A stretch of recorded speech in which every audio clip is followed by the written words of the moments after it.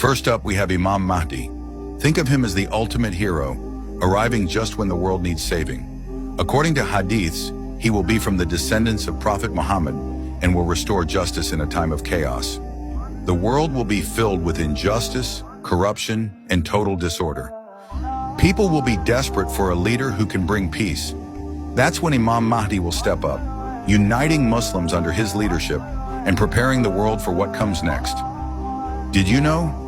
His rule will last for 7, 8, or 9 years, and he will fight evil forces before the arrival of Isa, the Dajjal, the false Messiah. All right, hold on to your hats, because Dajjal is straight up terrifying. Also known as the false Messiah or Antichrist, this guy is the biggest deceiver in human history. Dajjal will come with crazy powers. He'll perform miracles, bring people back to life, and even control the weather. But here's the catch, he's a total fraud. Prophet Muhammad warned that many will fall for his tricks, but believers should remember, he can't enter Makkah or Medina. Here's a survival tip. Memorize Surah Al-Kahf. It protects you from his deception. And just when the world is about to give up, guess who comes to save the day? Prophet Isa. Isa will return, not as a new prophet, but to defeat Dajjal and bring back justice. He'll live for 40 years, get married, and eventually pass away like any other human. Here's a fun fact. Prophet Isa will break the cross and confirm the true message of Islam, proving that he never claimed to be God. Yajuj and Majuj, Gog and Magog. All right, things are getting wild now.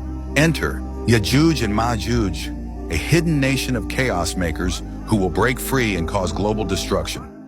They'll destroy everything in their path, drink up all the water, and make life miserable for everyone. 2 corrupt nations who will spread destruction across the earth.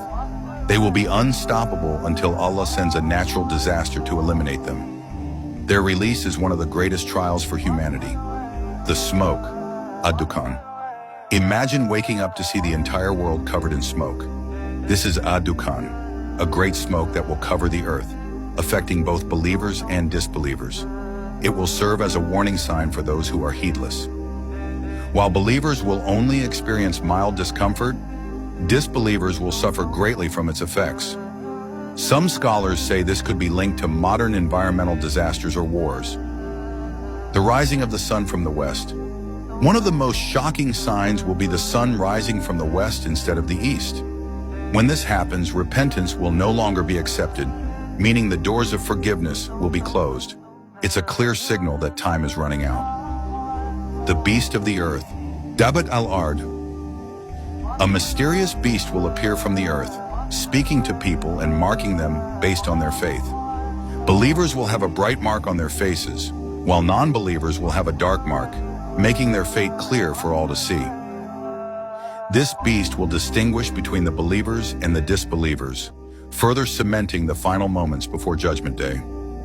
3 major landslides. 3 massive earthquakes will occur, one in the east, one in the west, and one in the Arabian Peninsula. These landslides will reshape the earth and serve as a major warning that the end is near. The fire that gathers people. A massive fire will emerge from Yemen, driving people toward the place of judgment. This fire will not burn them, but will act as a force gathering all people together, preparing them for the final reckoning. The blowing of the trumpet. And finally, the trumpet will be blown by Angel Israfil. With its first blow, all living beings will perish. With the second blow, everyone will be resurrected for judgment. This moment marks the beginning of eternity. Before we wrap up, here are a few fun facts you might not know about the Day of Judgment. Every person will be resurrected in the same form as they died. That means if someone died in sujud, prostration, they will rise on the Day of Judgment in that same state. What an honor for those who died in worship. Animals will also be resurrected. Even animals will get their justice. A hadith mentions that hornless goats will get revenge on those that harm them before being turned to dust. People will be sweating based on their deeds. On Judgment Day, the sun will be brought close, and people's sweat will rise based on their sins. Some will only have sweat up to their ankles, while others will drown in it. Now that we've gone through the major signs, the question remains, how should we prepare for the day of judgment? The Prophet Muhammad gave us clear guidance on how to be ready. Here are a few key ways to prepare. Strengthen your faith.